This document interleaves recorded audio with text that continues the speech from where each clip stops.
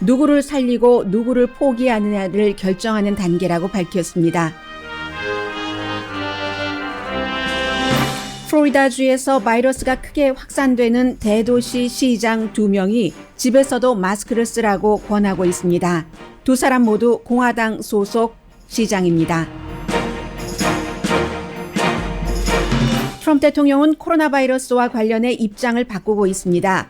노스캐롤라이나주에서 플로리다주로 옮긴 전당대회는 취소한다고 밝혔습니다. 국민을 안전하게 지키기 위해서라고 말합니다. 교육부 장관까지 내세워 압박했던 가을학기 개학은 로컬 사정에 따라 연기할 수도 있다고 밝혔습니다. 그러나 여전히 어린이들은 바이러스에 걸릴 위험이 낮다고 강조했습니다.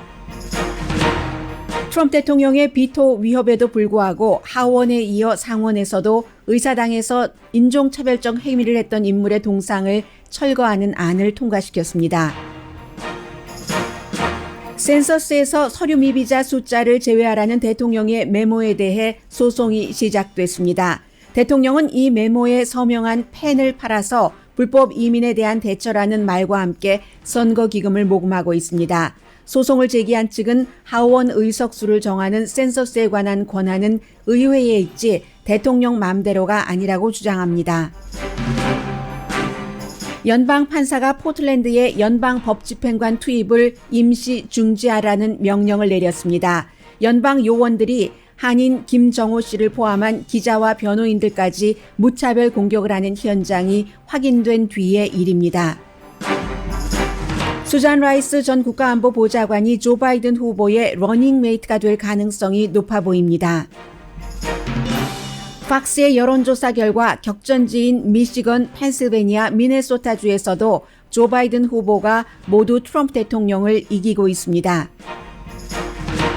미국의 휴스턴 주재 중국 영사관 폐쇄에 중국은 청도 주재 미국 영사관 폐쇄로 대응했습니다.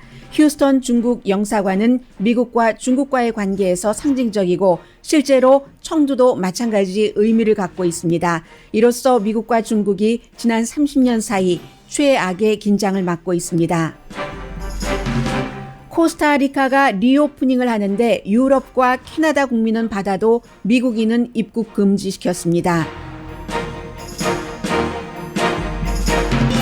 여러분 안녕하십니까? 오늘의 미국 강혜신입니다.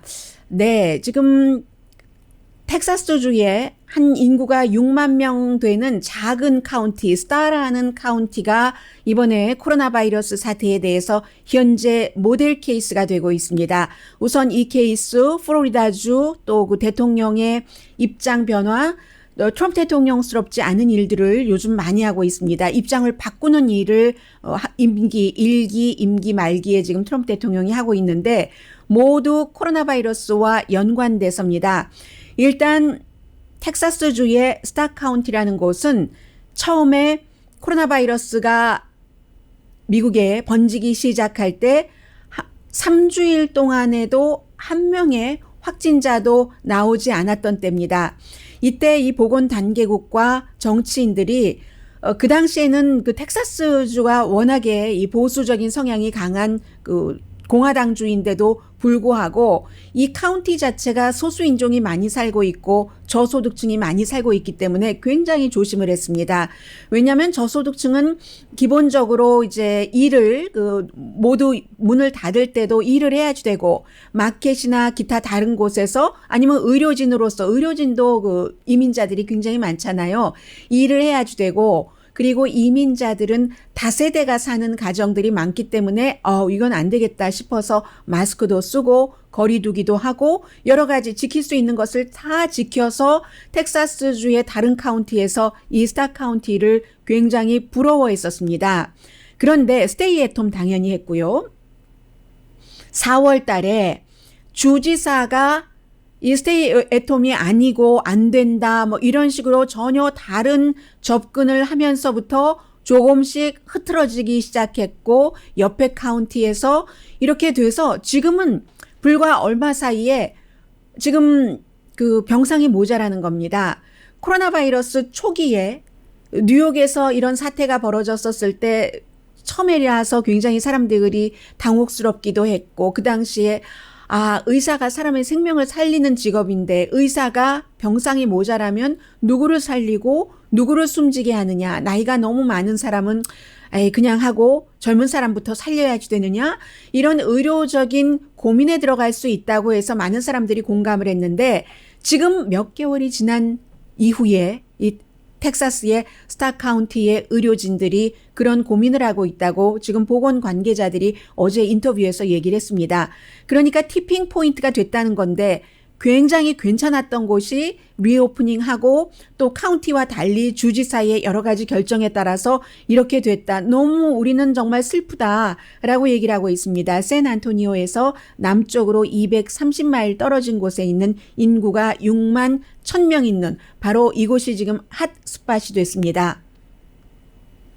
플로리다주에서는 물론 그 대통령이 그 전당대회 한다고 했다가 취소한 잭슨빌도 마찬가지지만 마이애미시와 마이애미데이드 카운티 굉장히 지금 확진자가 늘어나고 있습니다. 이 두 군데 시장 전부 공화당입니다.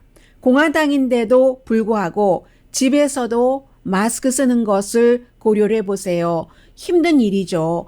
그러나 가족끼리 결국은 가장 가까운 사람끼리 옮기잖아요. 직장에서도 그렇고, 집에서도 그렇고. 그래서 마스크를 쓰는 것이 가족들과 접촉을 하지 말라는 것인데 그 같은 사랑에 대한 희생은 있지만 잠시니까 그렇게 해달라고 마이애미와 마이애미데이드 카운티의 두 군데 시장이 얘기를 했습니다. 마이애미 카운티 시장이 프란시스 수알레즈 공화당이고요. 마이애미데이드 카운티 시장도 역시 공화당입니다. 이 정도로 마이애미도 마찬가지죠. 이제 이민자들이 많이 살고 있으면 다세대 주택이 있기 때문에 이런 일이 있는데 지금 플로리다주는 어제도 하루 확진자가 1273명, 하루에 사망자가 173명이었습니다. 지금 플로리다주에서는요, 8분의 1명씩 사망하는 꼴입니다. 현재로서는 8분의 1명씩.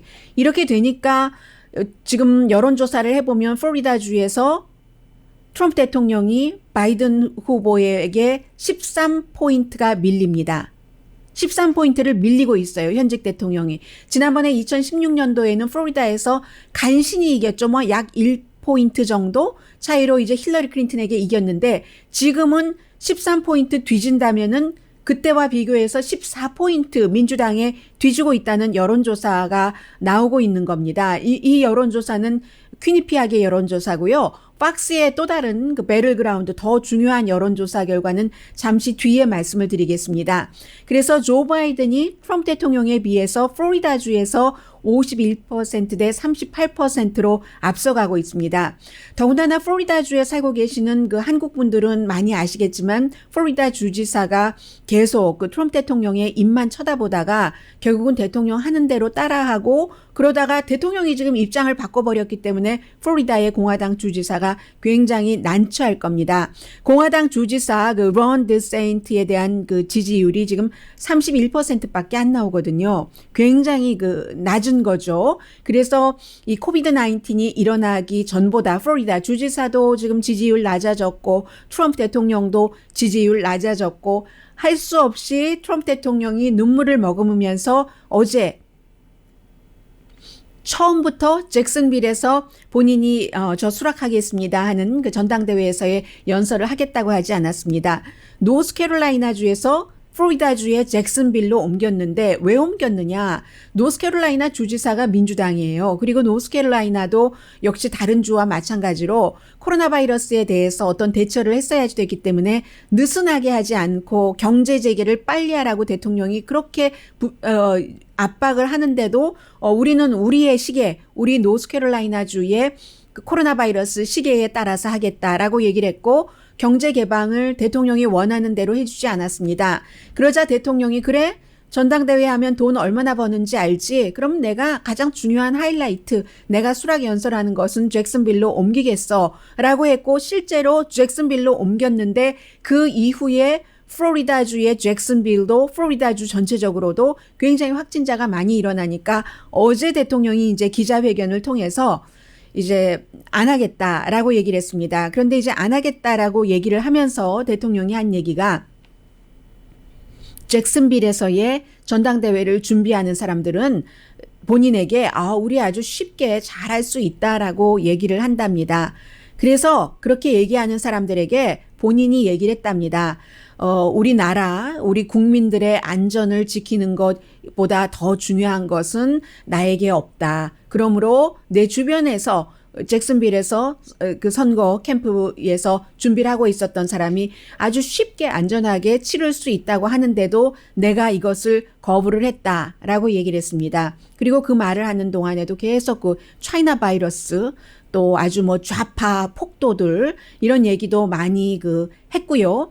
해서 지금 공화당 전당대회는 아주 없어지는 것은 아닙니다. 노스캐롤라이나주에서 1, 2, 3일 뭐 이렇게 작은 규모가 되겠죠. 당연히 전보다는 그런 그 대의원들이 샤롯티에 모이기는 하지만 대통령이 아무래도 잭슨빌로 간다고 하니까 중요한 모임을 잭슨빌로 많이 옮겨놨을 텐데 이것도 아주 급하게 옮겼기 때문에 아주 걸끄럽지 않은 걸끄럽지 않은 게 아니라 부드럽지 않은 부분이 많이 있었는데 아무튼 대통령이 옮겼습니다. 그리고 또 대통령이 한 말이 우리는 정말로 철저하게 이 코로나 바이러스를 지켜봐야지 된다. 대단히 조심해야지 된다. 그리고 또 하나 have to set an example. 모범을 보여야지 된다. 대통령이 한 얘기입니다. 나는 이 코로나 바이러스가 대단히 중요하기 때문에 거기에 대해서 모범을 보이기 위해서 잭슨빌에서의 전당대회를 취소한다라고 얘기를 했습니다. 많은 사람들이 한 룸에 모여서 이런 이벤트를 치르기에는 지금 적절하지 않다라고 얘기를 했습니다. 이 얘기는요. 오클라호마에서 트럼프 대통령이 대규모 거의 2만 명 들어가는 곳에서 선거 유세를 기획할 때도 마찬가지 얘기가 나왔었습니다. 아무튼 트럼프 대통령으로서는 그때보다 지금 시기가 늦어지긴 했지만 앞서 말씀드린 대로 플로리다주에서조차도 지지율이 너무나 크게 내려가고 있기 때문에 이 같은 결정을 할 수밖에 없었고 지지율이 내려가는 이유 중에 가장 큰 것이 지금 코로나 바이러스를 잘 잡지 못하고 있다는 것 아니겠어요? 그래서 공화당의 전당대회는 7월 24일부터 27일까지로 예정이 돼 있는데 이게 어떤 형태로 진행이 될지 잭슨빌에서의 수락 연설이 취소됐기 때문에 아직 확실하게 알 수는 없습니다. 그리고 이제 플로리다주의 이 여론조사 결과 62%의 주민이라기보다 유권자들이 지금 대통령이 기획하고 있는 것과 같은 대규모 모임은 안전하지 않다라고 얘기를 했고 34%만이 안전하게 관리할 수 있다라고 답변을 했습니다.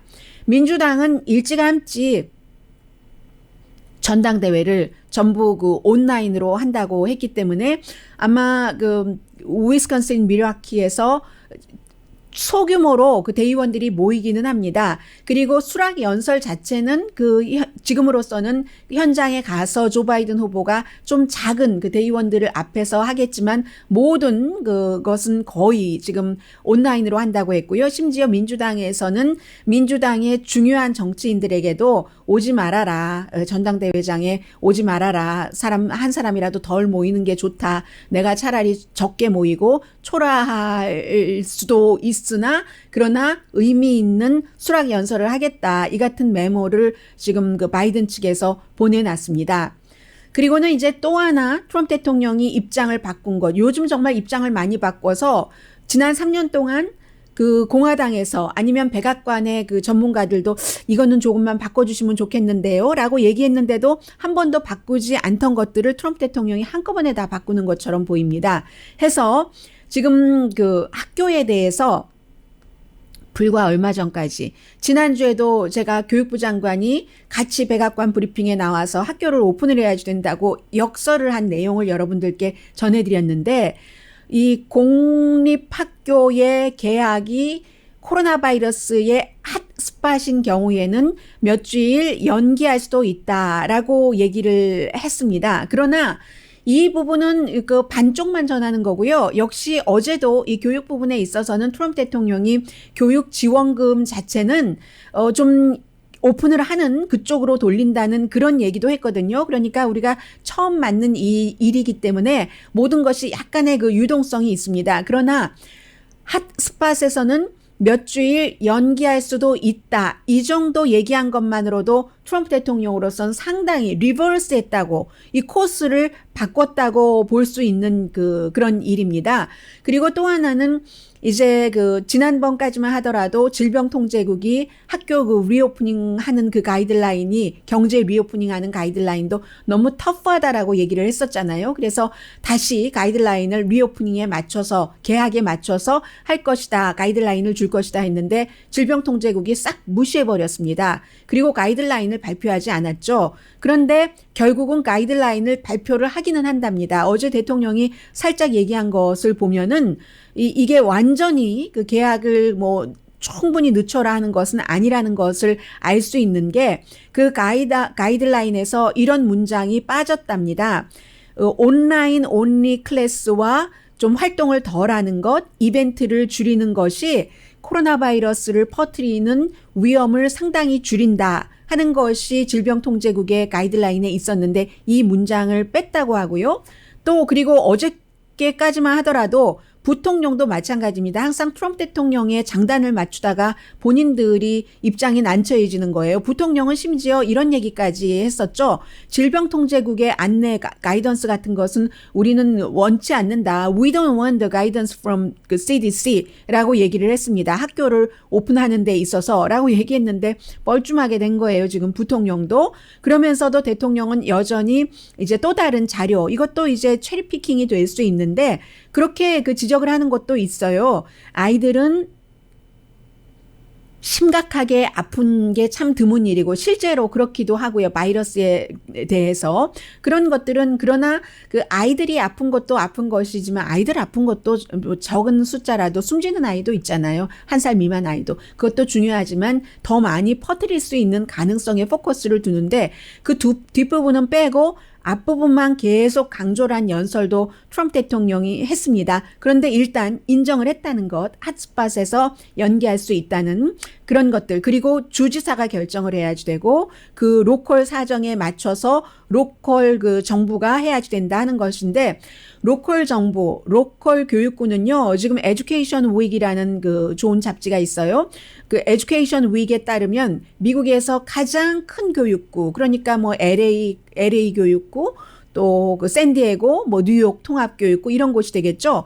그런 15군데 큰 통합교육부 가운데서 9군데가 온라인 온리, 그리고 나머지도 일주일에 몇 번 온다던가 이런 형태로 한다. 이게 이제 교육부에서 판단한 점이고요. 그렇습니다. 그래서 교육에 대해서는 트럼프 대통령이 아직도 오프닝을 하고 있는 마음은 있지만 그렇다 하는 것이고, 그리고 여전히 교육에 대해서 얘기할 때도 차이나 바이러스 하는 것을 강조를 했고요. 마찬가지예요.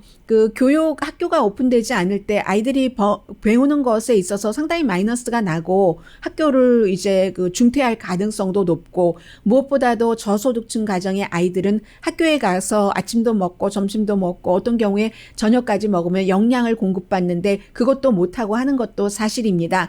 그런 것 다 알지만 핫스팟에서는 그래도 여러 가지 위험성을 감수하면서 보내기에는 아니다라고 얘기를 하는 것이고요. 지금 교육부 장관이 여러 군데서 소송을 당했거든요. 베시 디버스 교육부 장관이. 왜냐하면 돈 갖고 계속 밀고 당기기를 하니까는요. 만약에 학교가 계약을 하지 않으면 연방정부에서 지원하는 돈을 학생 가는데 돈 따라간다, 이렇게 표현을 하더군요. 지난번에. 그래서 연방정부가 계약을 하지 않으면 돈 안 주지. 그러니까 말하자면 공립학교에서 오픈을 하는 대안학교라든가 사립학교로 보낼 수 있고 부모는 그렇게 될 경우 그쪽으로 돈을 준다. 그러면 아니면은 그 학교나 아니면 그런 오픈하는 학교에 자녀를 보내는 부모에게 돈을 직접 주겠다. 이렇게 얘기를 해서 많은 곳에서 아니 그런 돈을 그렇게 교육기금을 쓰면 안 되지 하면서 지금 교육부 장관을 고소한 형태인데, 교육부 장관도 뻘쭘하게 됐죠. 대통령이 입장을 하루아침에 싹 좀 바꾸는 바람에요.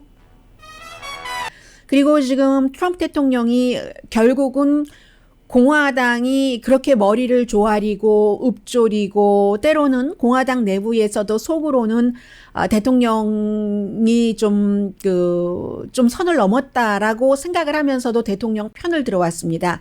그런데 이제 다르거든요. 공화당 상원도 지금 하원과 마찬가지의 표결을 했고, 이런 것을 보면은 그 사람들이 자신들 위에는 대통령이 있는데, 왜냐하면 대통령이 인기가 있을 때 본인들도 선거에 나가서 대통령의 인기를 얻고 재선될 확률이 높기 때문에. 그런데 여기저기서 대통령이 인기가 내려가는 소리가 들리니까 정치인들도 입장을 바꿉니다. 이게 하루아침에 생긴 일은 아니겠지만 일어나는 것 자체는 하루 이틀 사흘 아침에 이런 일들이 일어나고 있습니다. 그리고 포틀랜드도요, 지금 연방 대법원에서 판결이 나왔거든요. 잠시 뒤에 전해드리겠습니다. 라디오 서울 방송 오늘의 미국 듣고 계십니다. 네, 지금 제가 두 가지 아이템을 이번 섹션에 전해드릴 텐데요. 미국의 큰 흐름, 변화이기도 하고 소수인종에게 상당히 중요한 이슈이기도 합니다. 먼저 첫 번째는 지금 방금 맨 마지막에 어떻게 이렇게 연결이 되죠? 제가 듣기로 센서스가 마지막 광고였었죠.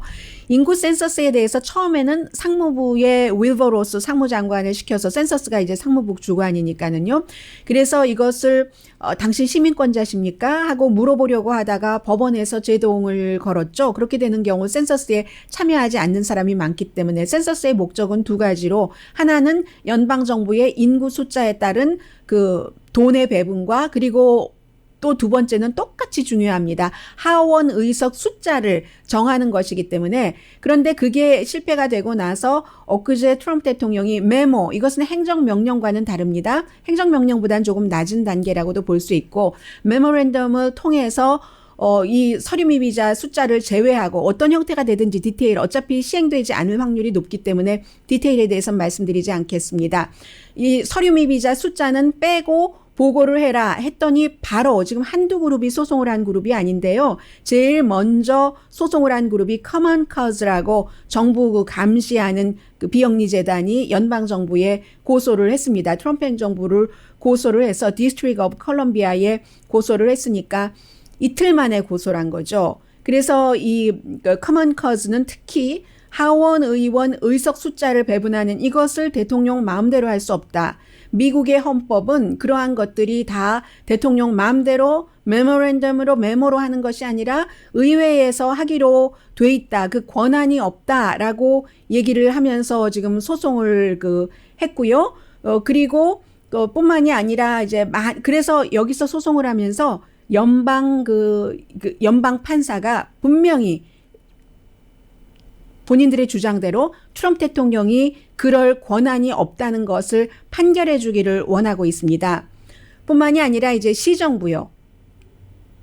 이럴 때의 시정부는 아무래도 무슨 소수인종이라든가 아니면 서류미비자가 많은 곳, 서류미비자가 많다고 무조건 다 사정이 있으니까 나쁘다 뭐 이렇게 말할 수가 없는 게, 로스앤젤레스에서도 서류미비자를 싫어하시는 분 가운데서도 아마 서류미비자 인플로이를 고용하시는 분들이 상당히 많으실 겁니다. 그분들이 오래 그 분야에서 일을 했고 임금도 적게 받으면서 그렇게 해서 돌아가는 경제가 되는 그런 도시들 있잖아요. 애틀란타라든가 아니면 뉴저지의 패터슨, 이 도시도 역시 고소를 했고요. 아니면 또 난민이 많은 도시라든가 샌디에고에 있는 어떤 비영리 재단이라든가 이런 곳도 지금 트럼프 대통령이 이것은 해서는 안 된다라고 고소를 했습니다. 백악관과 연방 법무부는 여기에 대해서 아직까지 답변을 하고 있지 않는데요. 민주당의 움직임이야 말씀드리나 마나죠. 민주당이 지금 하원에서 다수당이기 때문에 여러 전문가 또 정부 관계자들을 불러서 청문회하는 것을 준비를 하고 있고요. 그리고 이제 멕시칸 아메리칸 이쪽의 법조인들도 역시 마찬가지로 절대로 이런 일이 일어나서는 안 되고 시도해서도 안 된다는 것을 지금 보이고 있고, 또 역시 말씀드린 멕시칸 아메리칸 Legal Defense and Educational Fund and Asian American Advancing Justice, 에이시안 아메리칸들도 마찬가지로 이런 일들을 하는 사람들이 있습니다. 이제 그분들은 District of Columbia가 아니라 메릴랜드주에 이제 소송을 할 예정이거든요. 그런데 이제 트럼프 대통령은 이 같은 그 메모를 보내고 그 메모에 서명을 하고 나서 그 펜 있죠. 이 펜 똑같이 그 복사폰으로 만들어서 거기에 사인한 그것을 지금 트럼프 캠프에서 23달러에 팔고 있거든요. 23달러에 팔면서 트럼프 그 캠페인 본부에서는 행정명령에 서명한 것이다 라고 얘기를 하고 있고, 행정명령은 아니라고 저는 말씀드렸고요. 메모고요. 그것보다 좀 간단한 메모랜덤이고요. 그리고 이런 케이스에 대해서는 1999년도에 연방대법원에서 한번 판결을 했었던 적이 있습니다. 어떻게 판결했냐면은 이 의회 의석수를 어떠한 이런 그 정치적인 그 샘플링으로 바꾸려고 시도해서는 안 된다. 센서스의 뭐 여러 가지를 활용을 해서. 그러니까 지금 그 원고들이 소송하는 것에 대해서 그게 옳다라는 판결을 1999년도에 한번 연방 대법원에서는 판결을 한 적이 있습니다. 그래서 지금 그 이런 문제, 하원에서는 지금 뭐 개혁위원회라든가 한두 위원회가 아니네요. 상무장관 오라고 하고 또 센서스 지금 국장도 오라고 하고, 현 국장들, 현 장관만 오라고 하는 게 아니라 전직들도 소환장 내면은 갈 수밖에 없잖아요. 그러니까 지금 트럼프 대통령이 선거 캠페인만 하기도 힘들고 또 뭐 코로나 바이러스 잡기도 힘들고 하는데 하는 일이 지금 한두 가지가 아니에요. 그래서 말씀드린 선거 캠프에서 여기에 사인한 펜이야 하면서 복제 그 펜을 받는 것은 이메일을 또 서포터들한테 쭉 그 보내서 이 뭐 아메리카 퍼스트를 한 펜이다라고 하면서 거기에 이렇게 얘기를 했죠. 불법 이민자 같은 것을 막기 위한 그런 것이다라고 얘기를 했습니다. 그래서 다 무슨 일이 있을 때는 이 일이 왜 일어나는가, 그 목적이 무엇인가 하는 것을 봐야지 되는데, 지금 이 목적도 역시 그 트럼프 대통령의 그 같은 그 선거의 캠페인에 맞는 그런 것이었다 하는 것을 말씀을 드립니다. 그리고 이제 또 하나는요, 포틀랜드. 이 내용은 이제 한국 언론에서는 잘 다루지 않는 그 미국 모습이기도 한데, 하기는 많이 다룰지도 모르겠어요. 제가 한국 뉴스를 많이 모니터를 할 시간이 없어서 못 해봐서요.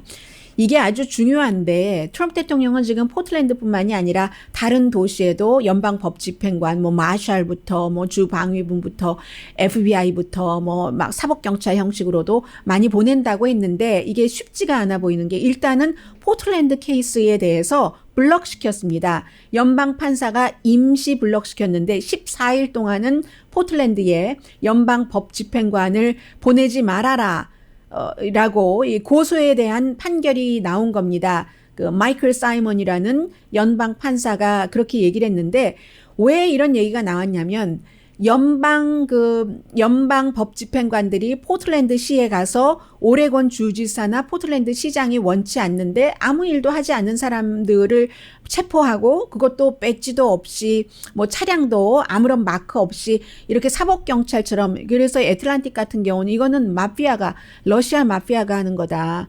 그때의 러시아 마피아라고 하는 것은 블라디미르 푸틴을 얘기를 하는 겁니다. 뭐 마피아라고까지 그 노골적인 단어를 많이 쓰지는 않았지만, 러시아의 블라디미르 푸틴이 가장 좋아하는 전술을 지금 미국 민주주의에서 트럼프 대통령이 쓰고 있다. 이 시위대가, 특히 이제 포틀랜드의 시위대가 젊고 조금 다른 지역에 비해서 과격하기도 합니다. 그러니까 폭도들이라고, 어제도 맙이라고, 레프티스트 그 맙이라고 했는데, 폭도로 보이기 위해서 연방 법집행관들이 가서 부추긴다는 얘기입니다. 이게 이제 그 포틀랜드 시장의 얘기예요. 본인도 체류가스 맞았다고 하고 하는데, 그래서 결국은 14일 동안 블럭을 해라. 왜냐하면 지금 증인들의 그 고소를 한 사람들이 여러 가지 증거를 제시한 것 보면은, 지난번에 미네소타 미니아폴리스에서의 조지 플로이드 사망 이후에 블랙 라이브스 매터 시위 때 CNN 방송 기자는 현장 리포터 하다가 체포당하고 그랬잖아요. 이 포틀랜드에서도 기자를 타겟으로 하고, 그리고 이제 어떤 그 법 전문가들이요, 이런 사람들을 타겟으로 해서 마구 때린대요, 곤봉으로. 한인 그 김정호 씨도 여기에 그 소송을 하고 증언을 했던데, 포토그래퍼입니다. 곤봉으로 때리고, 그리고 체류가스를 쏘고, 그리고 이제 체류가스와 비슷한 어떠한 그 치명적인 그 인체에 치명적인 무기로 분리되는 그런 것들을 기자들에게도 마구 사용을 한다는 얘기입니다. 그러니까 이제 이렇게 소송을 해서 결국은 14일 동안은 어제 당장 판결을 내리고 오후 5시부터 시행에 들어가라고 했으니까는 다 지금은 일단 철수를 했겠죠. 그렇게 됐는데 동시에 지금 이 판결은 미국 그 인권 협회에서 오레곤 지부에서 한 것이고요. 그리고 나서 이제 여러 그 저널리스트들이 나와서 뭐 오레곤이안이라든가 이런 데 인터뷰하는 것을 보니까 기자, 뉴스 리포터, 그리고 그 포로 저널리스트, 그리고 또 이제 법적인 어떠한 그 상담을 해주는 이런 많은 사람들에게 너무 많이 연방 법 집행관들이 무력을 쓰고 있다. 페퍼 뭐 스프레이 같은 것도 뭐 당연히 쓰고요. 그 곤봉으로 마구 때리고, 그래서 실제로 한 예를 들면은 그 노아 버것이라는 AP통신에서 25년 동안 사진 기자를 한 사람입니다. 이 사람이 얘기하는데 본인도 곤봉으로 많이 맞고 페퍼 스프레이를 받고 그랬는데, 그런데 시위대와 같이 행동을 하지도 않았고, 그리고 멀리 떨어져 있었고, 뭐 그런데도 마구 그 저돌적인 공격을 받았다는 거예요. 연방법집행관으로부터. 그리고 김정호 씨와의 인터뷰를 싣고 있습니다. 김정호 씨는 캘리포니아, 홍콩 이런 데서 이제 그 포로 저널리스트로 많이 그 활약을 하고 있는 사람인데, 이 사람도 역시 그 시위대와의 시위를 이렇게 기록하고 취재하고 하는데 본인은 30피트 이상 떨어져 있었다는 거예요. 페더럴 에이전트에게서. 그렇게 떨어져서 서서 사진을 찍고 있었는데, 그런데 아무런 경고도 없이 예고도 없이 연방 그 법 집행관이 와서 뭐 때리고, 그리고 또 가슴 쪽으로 이제 무슨 뭐 페퍼 스프레이가 아니라 뭔가 살상 무기를 썼다는 겁니다. 그런데 본인이 이 방탄조끼를 입고 있기 때문에, 저널리스트들 그런데 나갈 때 다 속에다가 방탄조끼 입고 있거든요. 다는 아니지만 많이 방탄조끼를 입고 있었기 때문에 다치지는 않았다. 그리고 나는 나만 당한 것이 아니라 많은 사진 기자들이라든가 시위대들이 그렇게 당하는 것을 봤다. 뭐 정말 이런 경우는 이제 불합리하게 연방법집행관으로부터 공격당하는 것을 봤다 하는 것이고, 이러한 것들이 하나하나 모여져서 소송을 하니까 연방판사가 바로 지금부터 시행을 해라라고 얘기를 했습니다. 그러면서 또 한 사람은 그런 얘기를 하네요.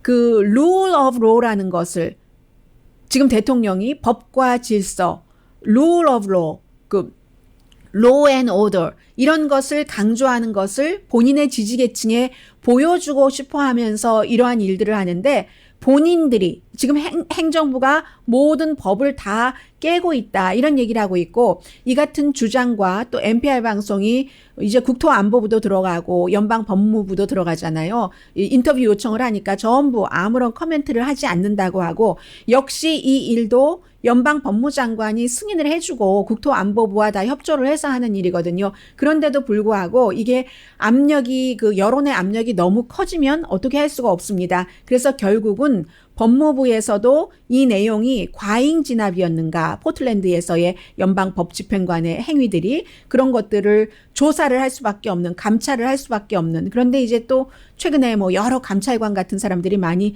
해고도 당하고 해서요. 그래도 이 감찰을 하는 그 단계에 왔고, 포틀랜드는 일단은 연방법집행관 파견을 중지하라는 그런 그 연방 판사의 판결이 나왔습니다.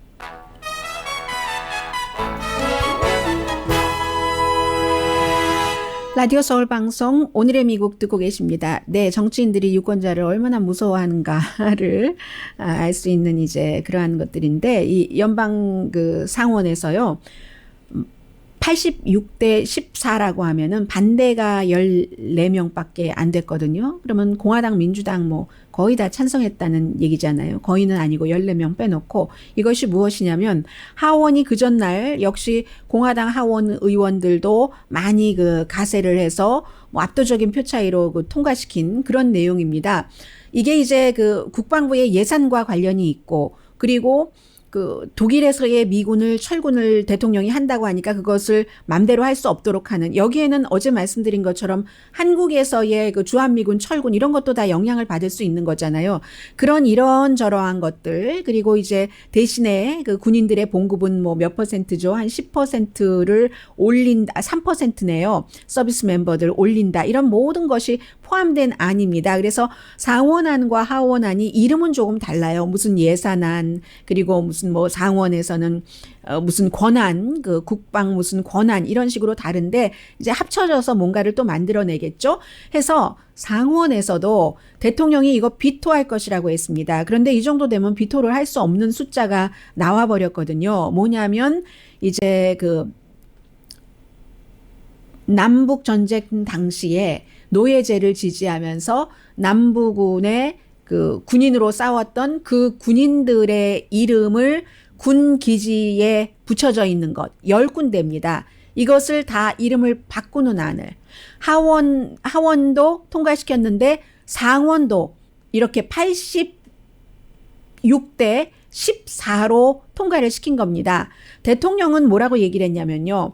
이렇게 될 때 이름을 바꿔야지 되는 그런 군 기지가 많이 있거든요. 우리가 너무 많이 알고 있는 무슨 뭐 그 텍사스의 군 기지라든가 뭐 노스캐롤라이나 이런 군 기지가 전부 그 포함이 돼 있는데, 다만 하원과 상원이 조금 다른 것은 하원은 금방 바꾸자 하는 것이고 뭐 상원은 조금 뭐 의사당의 동상도 마찬가지고 기간을 조금 두자 이런 차이는 있지만, 노스캐롤라이나의 그 폴트 브래그라든가 아니면 텍사스의 폴트 후드 너무 많이 알려져 있잖아요. 또 조지아주의 그 폴트 베닝, 그 밖에 다른 지역의 군 기지가 사람 이름이 바뀌는 겁니다. 오히려 여기에 대해서 그 노예제를 지지했던 사람이 아니라 노예제에 반대했던 사람 이름을 붙여야지 된다 하는 얘기가 나오고 있습니다. 이 모든 것들이 Black Lives Matter, 이 시위 이후에 사람들이 많이 그 달라졌기 때문에 정치인들이 그 같은 것을 반영을 그 하고 있는 거죠. 그 말 많이 하죠. 과거는 과거인데, 역사는 역사인데, 시대정신은 시대정신인데 하는데, 그 시대정신을 언제까지 보면서, 이름을 보면서, 동상을 보면서 기릴 것인가 하는 것이 계속 나와 있는 겁니다. 그런데 여기는요, 이 이슈에 있어서는 정치인들이 일반 여론보다 조금 앞서갔어요. ABC와 입소스의 여론조사 결과, 최근 여론조사 결과를 보면은 지난달이에요. 56%가 이렇게 군 기지의 이름 바꾸는 것에 반대를 했거든요. 그런데도 불구하고 물론 이게 전체적으로 56%지 아프리칸 아메리칸 같은 경우는 67%, 90%는 안 나왔잖아요. 반대를 했고 과거는 과거다라고 생각하는 사람들도 많이 있는 거예요. 그랬는데도 이렇게 의회에서는 대단한 차이로 민주공화 가릴 것 없이 지지한 것을 보면은 대통령이 비토하기 힘들 겁니다. 대통령이 이 크리스 월러스와 일요일에 인터뷰할 때도 약간 물러나긴 했더군요. 메이, 내가 어쩜 비토할 거야 하는데 비토할 수 있는 숫자도 아니에요. 너무 많은 사람들이 지지를 하게 있기 때문에 이만큼 대통령의 힘이 좀 빠지고 있다 하는 것 전해드리고요. 또 하나는 시간이 많이 지나갔네요. 수잔 라이스 전 국가안보보좌관, 이 수잔 라이스는 사실은 빌 클린턴 전 대통령과 오바마 행정부에서 일을 했죠. 민주당이죠. 그런데 수잔 라이스가 아프리칸 아메리칸이고요. 이 그 러닝메이트 조 바이든 후보가 될 가능성이 아주 그 높아졌다 하는 얘기인데, 얼마 전에 수잔 라이스는 내가 되든지 안 되든지 나는 그 조 바이든이 되도록 하기 위해서 일할 것이고, 되고 나면은 훌륭한 대통령이 되도록 할 수 있는 모든 일을 하겠다 했는데 55살이고, 클린턴 행정부에서도 뭐 국무부에서도 일했고 국가안보부에서도 일했지만 오바마 행정부 들어와서 시간이 조금 흘렀으니까 UN 대사도 했고 국가안보보좌관도 했습니다. 그러니까 거기서 탑으로 올라가서 일을 했었던 거죠. 그리고 지금 코로나 바이러스 사태 때문에 이것도 많이 바뀌는데, 코로나 바이러스 사태 때문에 지금 그 조 바이든 후보가 얼마 전에 인터뷰한 거 보니까 나의 4명 그 바이스 프레지던트 프론트 러너가 다 여자고 아프리칸 아메리칸이다 했는데 만날 수가 없잖아요. 자주 만나야지 아는데. 그에 비해서 수잔 라이스 같은 경우는 오바마 행정부 때 항상 회의 때 같이 회의를 했고 해서 두 사람이 너무 잘 안다는 장점이 있고, 대신에 수잔 라이스는 약점이 있습니다. 벵가지. 벵가지 영사관이 2012년도에 공격을 당했을 때 수잔 라이스가 그 당시에는 이제 국가안보보좌관으로서 이거 우발적인 공격이다 했는데 결국은 그게 테러 공격이었습니다.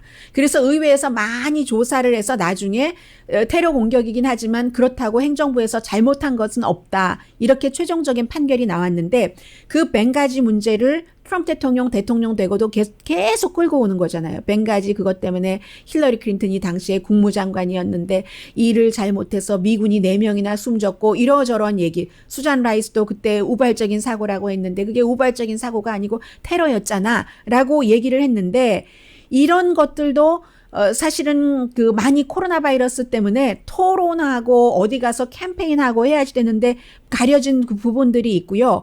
또 캠페인하는 것도 수잔 라이스는 국가안보보좌관도 했고 유엔 대사도 했지만 선출직 어떤 공직자를 해본 적은 없거든요. 캠페인에 약하다고도 볼 수 있는 겁니다. 안 해본 거예요. 캠페인을. 이런 터프한 캠페인을. 다행스럽게 코로나 바이러스 때문에 어디 가서 식당 가서 학교에 가서 캠페인하고 타운홀 미팅에 가서 아주 돌발적인 질문을 받고 대처해야지 되는 그런 능력을 보여주지 않아도 되는 겁니다. 그리고 무엇보다도 아프리칸 아메리칸이고 해서 수잔 라이스가 가능성이 높다. 그런데 또 하나는 굉장히 외교에 밝죠.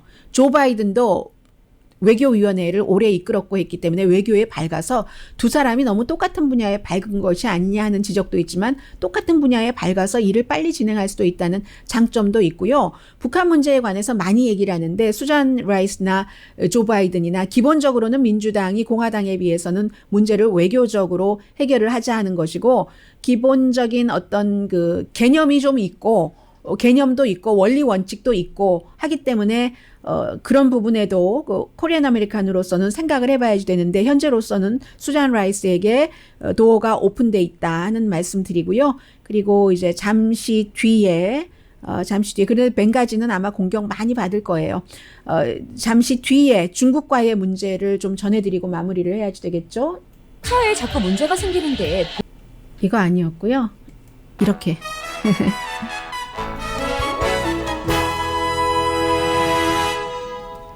라디오 서울 방송 오늘의 미국 듣고 계십니다. 제가 다음번에 나갈 광고를 잘못 눌렀었고요. 빠른 시간에 정리를 해드려야지 되는데 그러면 여론조사를 간단히 말씀드리죠. 한마디로 팍스에서 여론조사를 한 결과입니다. 미시건, 펜실베니아, 미네소타에서 조 바이든 후보가 트럼프 대통령에 비해서 9%포인트,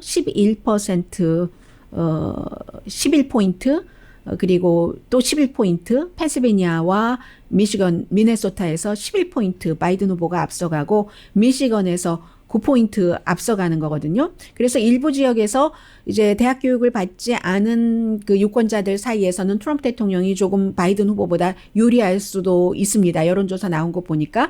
그런데 그런 그 갭을 여성이라든가 대학 교육을 받은 사람들이 다 메워준다는 것이고 이 세 군데가 지난번에 이 트럼프 대통령이 그 힐러리 클린턴에게 아주 그 작은 차이로 이겼다거나 뭐 이런 곳이기 때문에 굉장히 중요하거든요. 그만큼 그 트럼프 대통령의 전세가 많이 그 약화됐다 하는 미시건 같은 경우는 0.23포인트 차이로 이 트럼프 대통령이 이겼었던 곳이고 그리고 또 미네소타는 1.52포인트 그 차이로 힐러리가 이겼던 곳이고요. 뭐 이런 곳입니다. 그리고 중국 문제를 간단히 짧게 말씀을 드리자면 청두를 닫는다고 했잖아요. 휴스턴 영사관을 닫는데 휴스턴은요. 미국과 중국이 수교를 하고 제일 먼저 중국 영사관이 외교 관계를 오픈한 곳입니다. 청두는요.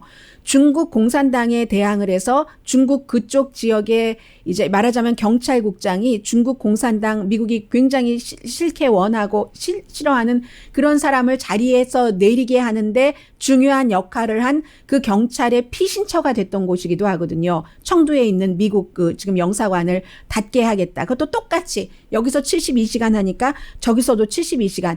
아주 눈에는 눈, 이에는 이 하는데 기본적으로는 중국이 모든 것을 장기전을 할 때는 트럼프 대통령은 이제 나갈 수도 있고 4년 더 할 수도 있지만 중국은 기니까 시간은 중국이 더 많다 하는 것이고, 지난 30년 사이에 중국과 미국이 중국이 많이 떠오르니까 중국을 눌러야 된다는 것도 사실이고 중국이 불법을 하는 것도 사실이고 그렇습니다. 그런데 중국에선 지금 뭐라고 얘기를 하냐면요. 미국이 아무리 그렇게 눌러도 속도만 늦어질 뿐이지 중국은 이미 너무 많은 분야에서 앞서갔다, 이런 얘기를 하고 있고, 미국에서는 중국 돈이 너무 많이 필요하기 때문에 그래서 이제 중국 유학생 돈이나 이런 모든 것들 다 어떻게 할 건데 대책 없이, 이런 얘기도 나오고요.